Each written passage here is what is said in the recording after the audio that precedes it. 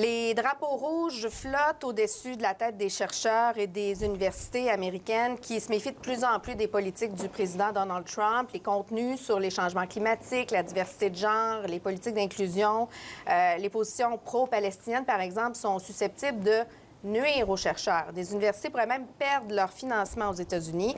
On en parle avec le recteur de l'Université du Québec à Trois-Rivières, ici, Christian Blanchette. Bonsoir. Bonsoir. Merci d'être avec nous. Un grand plaisir. Ça fait à peu près 3 semaines, un mois que c'est dans l'air, hein? La position des universitaires, des chercheurs aux États-Unis qui est de plus en plus précaire. Qu'en est-il ici pour l'Université à Trois-Rivières? Est-ce qu'on est touché d'une quelconque façon par ce qui se passe aux États-Unis? Bien, écoutez, je pense que tout le monde universitaire est touché d'une certaine manière. Même si nos chercheurs ne reçoivent pas de financement des organismes subventionnaires américains, on a un chercheur qui est financé par une fondation américaine. Il faut savoir que la communauté universitaire, elle est mondiale. Et de voir ce qui se passe aux États-Unis, bien, ça inquiète nos chercheurs ici parce que ces chercheurs américains sont nos collaborateurs. Exactement. Donc, il y a des chercheurs, des professeurs qui peuvent être amenés à aller présenter aux États-Unis, à voyager tout simplement aux États-Unis. On a vu que le contenu des cellulaires, des ordinateurs pouvait être fouillé aux douanes. Est-ce que vous avez une préoccupation en ce sens-là à l'université par rapport à votre personnel? Bien, on est à préparer une directive. Certaines universités ont rendu public leur directive cette semaine. Effectivement, la posture que les universités ont face aux États-Unis a changé. On les considère un peu plus comme on considère les pays où le régime politique est intolérant. Pays qui sont des zones de guerre sont des pays pour lesquels on demande à nos chercheurs, à nos professeurs, à nos étudiants de déclarer leur voyage à nos services pour que ceux-ci soient prêts au cas de faire face à toute éventualité. Maintenant, les États-Unis commencent par certaines universités à être considérés un de ces pays. Et est-ce que c'est un sujet qui est discuté à l'intérieur des murs de l'UQTR, même avec les autres universités québécoises? Oui, nous, à l'UQTR, on en parlait cette semaine. On prépare une directive pour la semaine prochaine. Hier, j'étais avec des recteurs et des rectrices de l'ensemble du Canada. Et ce qu'on entend, c'est que beaucoup de chercheurs canadiens qui sont présentement aux États-Unis, qui travaillent aux États-Unis, appellent les universités canadiennes pour voir s'il n'y a pas d'opportunité pour eux de revenir au pays.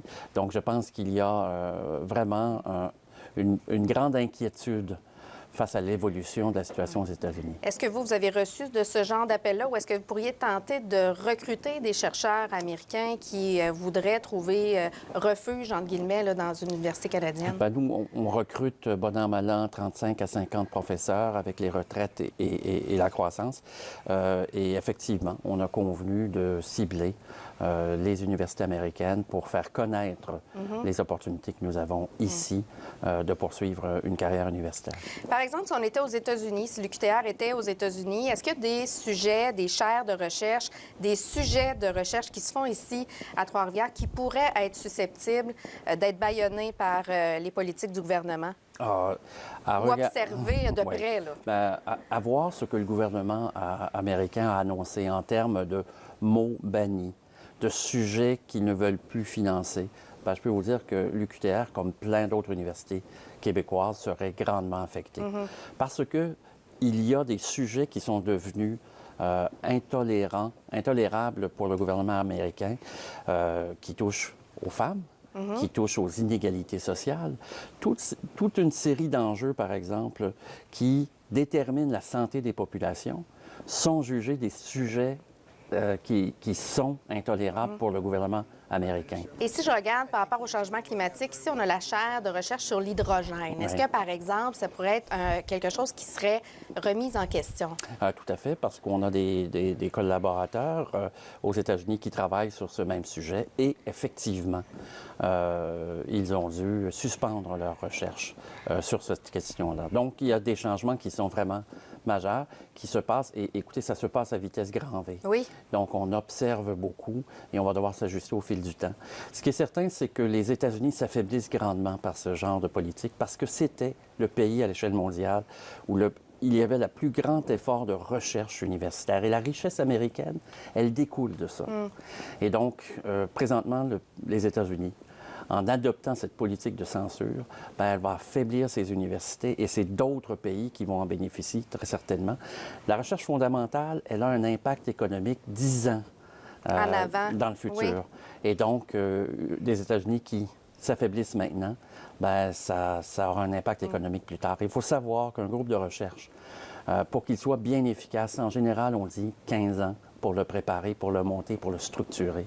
Donc, imaginez, c'est des années, des décennies d'efforts qui vont être détruites présentement. Merci infiniment, M. Blanchette, d'avoir éclairé nos lanternes avec tout ça aujourd'hui. Merci. Grand plaisir.